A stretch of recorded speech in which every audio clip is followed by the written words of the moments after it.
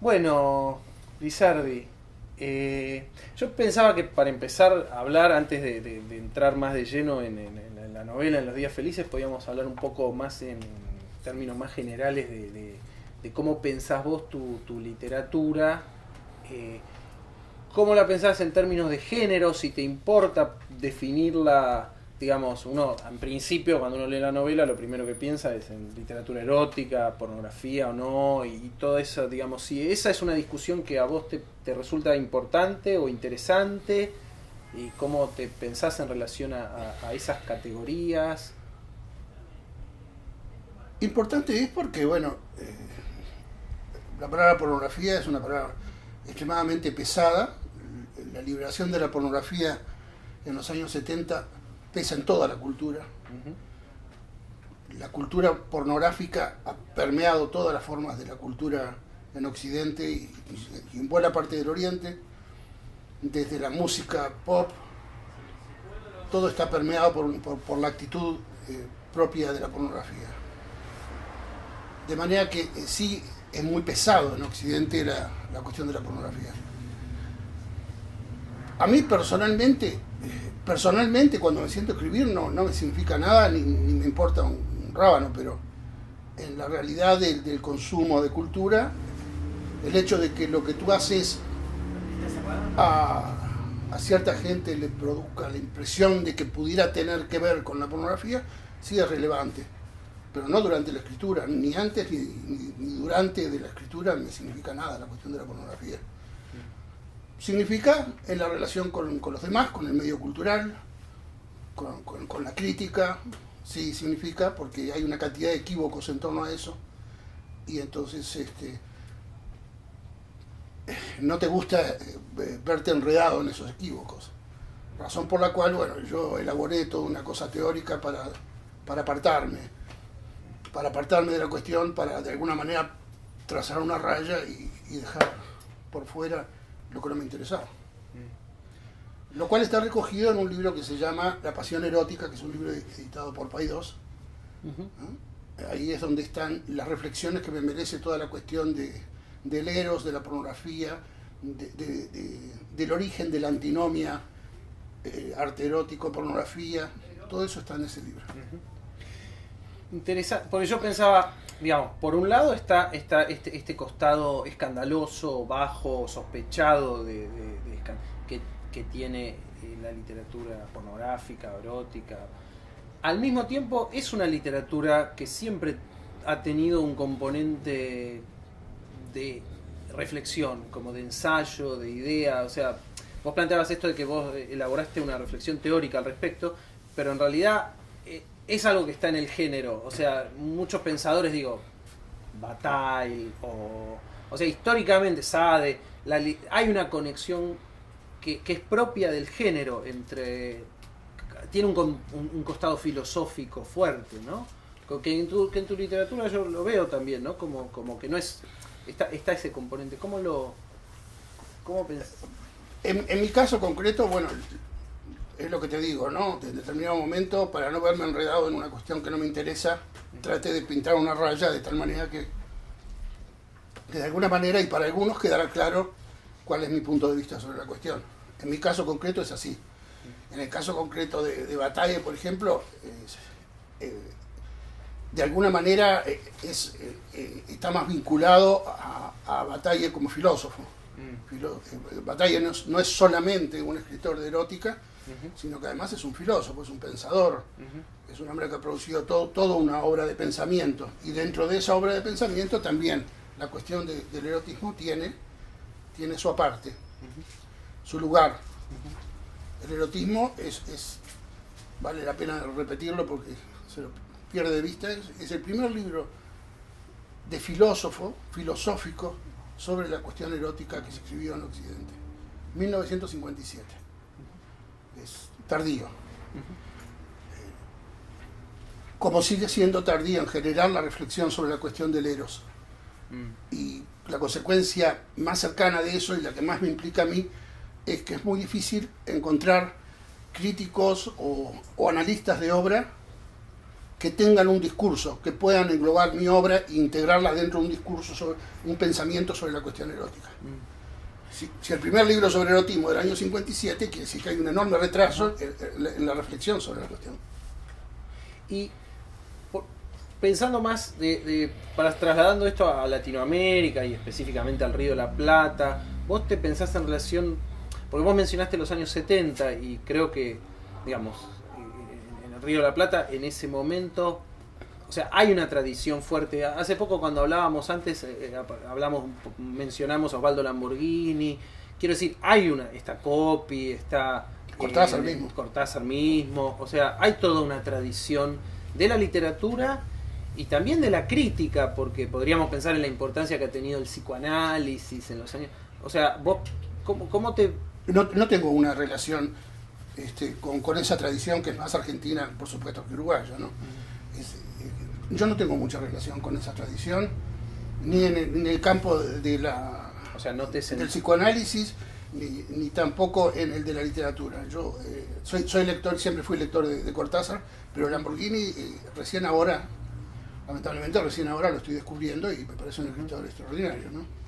Mira, no, porque sabes que me acordé, pensé en el psicoanálisis, yo que sí estoy bastante formateado en esa tradición, porque hay una frase que aparece dos veces, por lo menos dos veces, dicho en estos términos exactos en la novela, que es lo de ceder al deseo, que es como una frase, digamos, muy de la tradición lacaniana, ¿no? Lacan habla de ceder ante el deseo, y en dos momentos la narradora, ya ahora entrando en los días felices, hay dos momentos de la narradora. En un momento habla de el pánico que le produce ceder ante su deseo su peculiar deseo, que es que son los gerontes, ¿no? Como ella lo llama, los viejos, ¿no? El sexo con viejos. Ella descubre que ese es su peculiar deseo, y hay un momento donde se habla del pánico de estar a punto de ceder ante ese deseo. Pero ella, después... ella es una chica de armas tomar y no se asusta mucho por su deseo. No. Después, de hecho, habla de la... El libro está escrito más bien en un paso de comedia, no se angustia mucho. No.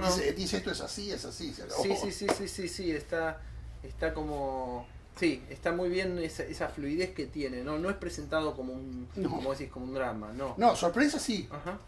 Sí, ella es la primera sorprendida de la peculiaridad de su deseo, pero no como trauma ni como drama, porque no era esa la idea. La idea era precisamente presentar un deseo en su realización plena, por más peculiar que sea, de una manera muy lisa y muy llana y sin escabrosidad, ¿no? Porque no sería nada difícil hacer un drama de esto. Yo pensaba en relación a esto que vos decís de la plenitud. A mí me sorprendió cómo rápidamente aparece la idea de que son dos, ¿no? Porque la chica, Susana, rápidamente, o sea, ella pasa a primero como que empieza a visorar este deseo peculiar que a ella misma la sorprende, ¿no? De golpe se encuentra fantaseando con viejos y eso la sorprende. Después eso se vuelve como más claro para ella y rápidamente, como vos señalás, decide pasar a la acción. Y en principio aparece un primer hombre del que se enamora, que es el príncipe, y después rápidamente aparece el otro hombre. Una especie de contrafigura. Sí, de contrafigura.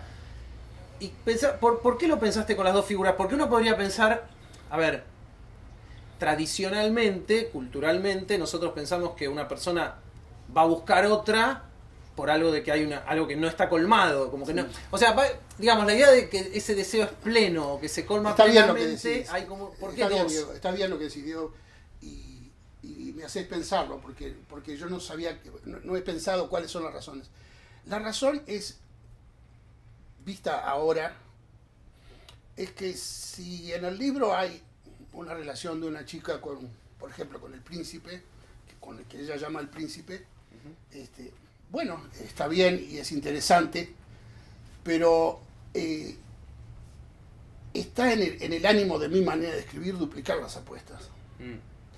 De alguna manera yo este libro en particular lo siento muy cercano, por ejemplo, a la Sex Pol de Wilhelm Reich, ¿entendés? Es por ese lado que yo tengo un sentimiento respecto de qué hace la erótica en el mundo. Bueno, la erótica en el mundo lo que hace es golpear a la gente, mostrarle el poder del deseo, incitarla de alguna manera a vivir plenamente su deseo.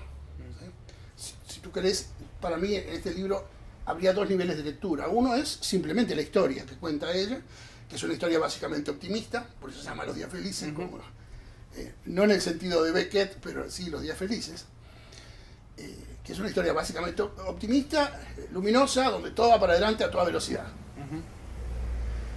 Pero que se cierra de alguna manera con un compás de nubes en el horizonte, porque uno piensa, muy bien, tiene dos amantes, dos gerontes, totalmente diferentes, tanto como se pueda pensar de diferentes el uno del otro. Bueno, y ella quiere duplicar la apuesta porque quiere que vivan todos juntos. De alguna manera quiere cerrar su mundo. Bueno, eso presenta nubes en el horizonte. Y además, bueno, los dos son hombres bastante mayores. ¿Cuánto tiempo le queda de felicidad a esta relación? Entonces hay un nivel en que la novela funciona como una historia súper optimista, pero que se cierra con nubes en el horizonte. Y en el segundo nivel, para mí, como yo la veo en la novela, es ese lado de alguna manera sexpol, o sea, cuestión de política de sexo, ¿no? Tratar de presentar apuestas bastante inaceptables y luego, de alguna manera, multiplicar las apuestas para que sea aún así más, de alguna manera, más golpe la apuesta jugada, ¿no? Por un lado está, digamos, la historia narrada con sus particularidades, pero me parece que hay varios momentos donde hay una clave de lectura que tiene que ver con algo más general con respecto a la vida, a una vida, digamos, tanto en el título Los días felices, como en la idea del gran cambio, la idea de una vida nueva, de empezar una vida nueva, de vivir una vida plena.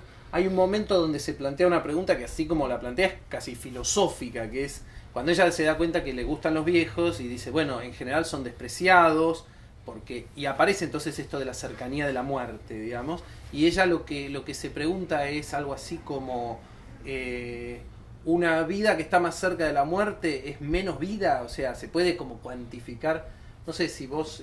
Sí, no, me parece por parte de ellas que es una muchacha joven y inteligente, porque bueno, en la universidad hay cosas así, pero bueno, me parecen preguntas lógicas hacerse, ¿no?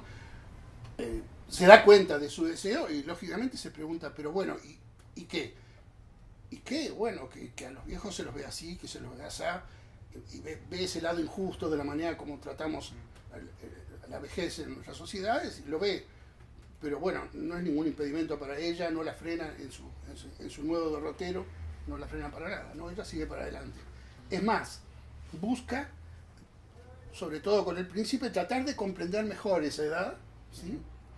El príncipe no quiere hablar mucho de que tiene una cantidad de años y que puede tener una filosofía de ese final de vida, pero de todas maneras hablan en determinado momento, dialogan sobre eso y bueno, y ella trata de absorber un poco, de comprender la cabeza de esa colonia etaria que se ha convertido en su objeto de deseo, ¿no? Vos, y pensaba en esto de que el narrador, digamos, ¿cómo fue tu decisión o no sé cómo te lo planteaste, y la experiencia de escribir desde un narrador femenino? ¿Por qué? No es raro en mis No, libros. pero por eso me parece, No, digo, ¿por hago. qué? Porque sí lo sé, pero quiero decir, es toda una decisión, ¿no? No es una decisión particularmente no te digamos. no me resulta nada extraño, me parece lógico. Ahora mismo estoy escribiendo una novela que está desde el punto de vista femenino y es una novela intensamente erótica. Yo creo que no hay nada extraño en eso y no hay ninguna imposibilidad en eso. No lo planteo como una imposibilidad. Cuando tú tienes una relación intensa con el otro género y realmente intentas comprender lo que es tu hombre para mujer y lo mismo vale la mujer para el hombre, se llega a una comprensión bastante profunda de lo que es el otro género, ¿no? Y en determinado momento... La novela es optimista y... No, me parece una perspectiva optimista. Yo también soy optimista. Sí. Ah, no, sí, interesante. Me parece una idea, me parece una posición fuerte tuya, Sí, digamos. sí. No, creo que no va de suyo, digamos. Y no he visto mujeres que vinieran a plantearme en esta novela donde tú Eso, ¿cómo tomaste el punto de vista femenino, estás desbarrando porque no es así como pensamos o no es así como sentimos. Porque es un tema, me ha pasado, o sea, he tenido conversaciones intensas con, por ejemplo, con mujeres sobre qué pasa cuando los hombres narran, digo, en Argentina es clásico que el autor al que se le reconoce como una buena sensibilidad para captar el punto de vista femenino es a Manuel Puig, que es como el lugar común que Puig puede narrar, pero después, digamos, la idea de que, por ejemplo, Cortázar o más todavía Piglia, cuando se ponen a narrar personajes femeninos, lo hacen mal, es algo que es un comentario que me han hecho mucha gente como... Bueno, pero que me por eso incluyan te en el preguntaba primer paradigma vos y no en el segundo. No, seguro. Pero a mí no a vos no te resulta. no me resulta una cosa. Bueno, voy a prepararme, voy a hacer una especie de paralaje mental para poder mirar las cosas desde el punto de vista femenino. A mí me sale, digo, naturalmente. Me sale naturalmente. No creo que sea una cosa. Una vez que tú has vivido tu vida y has vivido la experiencia del otro género de la manera más intensa que pudiste, porque te importan tus parejas, porque te importa el otro género, porque te importa el otro punto de vista sobre la existencia y la sensibilidad que implica, bueno, no es tan difícil hacer Es lo mismo, quiero decir, en última instancia, es lo mismo que también la persona que escribe una novela y tiene que tomar el punto de vista de un asesino. No es fácil tomar el punto de vista de un asesino. Nada fácil. Yo creo que es bastante más difícil que tomar el punto de vista del otro género. Y con respecto a la particular, digamos, el particular deseo que en esta novela aparece, que es este deseo por los hombres viejos, ¿por qué, o sea, cómo fue que decidiste o que se te impuso que ese fuera, digamos, porque lo estoy pensando, a ver, por un lado me parece una idea, está ahí en un límite entre ser algo justamente un tabú o algo que los viejos son como una figura despreciada, como aparece en la novela. A menos que tengan millones de dólares. Claro, porque en ese por caso otro aparece lado en la la revista figura... Caras, Claro. con una minita de 20 años, Por un tipo eso- de 80 y está todo bien. Por eso te preguntaba cómo lo pensás, porque por otro lado la figura de la minita de 20 con el tipo más grande no es un tabú cultural en nuestra cultura, sino que es casi un estereotipo. Está mal que entre un señor de ahora aquí de 70 años con una chica de 30 y pico y se ve claramente que son pareja y la gente dice, qué raro, o que esa chica, ¿qué le pasa? ¿No? Tiene algún problema. Pero si vos tenés millones de dólares y caminás por una alfombra roja con una piba de 20 años, está bárbaro, está perfecto. Claro, pero yo ahí pensaba, o sea, yo me preguntaba hasta qué punto ese es un problema o es una fantasía. No lo sé, pero me gustaría que pensás vos sobre, ¿es una fantasía femenina esa o es un rollo de las mujeres o es un rollo de los hombres? No, yo creo que tanto hay mujeres jóvenes que se enamoran de señores mayores, como hay chicos jóvenes que se enamoran de mujeres mayores. Creo que es algo absolutamente natural y forma parte del funcionamiento del mundo. A veces nos ponemos nerviosos con eso, pero digo, en el siglo XIX que un señor de 50 y pico se casara con una chica apenas puber. Claro, pero formaba eso, parte al revés, de es determinadas más... clases sociales, formaba parte Y sí, de por eso te digo, de como- juegos de poder y de juegos de dinero. Por eso digo, como transgresión o como escándalo, en realidad para nuestra cultura me parece que todavía sigue siendo más escandaloso lo contrario. Es El decir, chico joven con la mujer mayor, ¿o no? porque sos varón. Eso pensás porque sos varón. En realidad es lo mismo. No, que es lo mismo, estoy de acuerdo. Pero digo, en términos, pensándolo como la literatura, como un agente de provocación o de escándalo, ¿no es eso más...? No sé, yo he visto películas y he leído libros en los cuales la situación opuesta existe. No me parece. En cuanto a por qué se me ocurrió a mí, en realidad este libro, yo nunca planifico un libro. Cuando empiezo el libro no sé cómo es el libro, cuando empiezo a escribir no sé cómo termina. Yo siempre tengo un punto de partida que es una imagen. Interrogar esa imagen, si esa imagen es persistente en mi cabeza, quiere decir que me quiere contar una historia. Entonces yo empiezo a interrogarla y terminé por contar una historia. Es así como funciona yo. Y en el caso concreto de este libro, yo mismo vi al príncipe, estaba sentado en el mismo lugar donde aparece en la primera escena en el libro, tal y cual es descrito ahí, era este señor sentado ahí, y me impresionó el tipo, me impresionó, era una especie, tenía una actitud como si fuera alguien muy importante, o como si fuera un aristócrata, o como si fuera el rey de Nápoles, no sé, tenía una cosa así como de, pregúntenme qué necesito. Pero en realidad, más allá de su actitud así de gran señor, su ropa era vieja, estaba gastada, se veía que no estaba en una buena etapa. Y me impresionó tanto el tipo que en ese señorío que presentaba que lo estuve estudiando un rato largo. Recuerdo que había ido a buscar a mi nene a la parte del club y lo estuve mirando un rato largo, explorándolo y tomando notas, cosas que nunca hago por casualidad. Tenía una libreta en el bolsillo, anoté, y meses después volví a leer y dije, sí, acá hay algo. Mi mirada fascinada por ese tipo la transformé en la mirada de la chica. Y así fue como se dio ese libro.